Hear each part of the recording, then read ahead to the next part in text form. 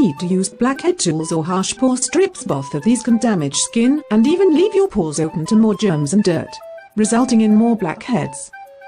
Lemon is a natural astringent that is rich in citric acid. Contains antibacterial properties that fight off germs inside skin pores. Deep cleans pores.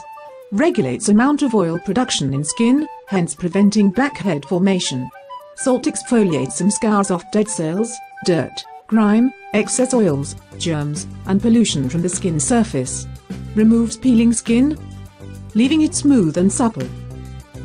Ingredients: 1 tablespoon sea salt, ½ teaspoon lemon, 1 teaspoon pure water. Directions: 1. Combine the above ingredients in a small bowl. 2. Using clean fingers, apply the mixture onto your face and massage in a circular motion. Don't scrub too hard, as you don't want a red inflamed face. 3. After scrubbing for 2 to 5 minutes, rinse with warm water. 4. Splash cold water to close up your pores. Pat dry with a soft clean towel. Your face will look amazingly refreshed, cleansed of all the dirt, excess oil, peeling skin, and dead cells.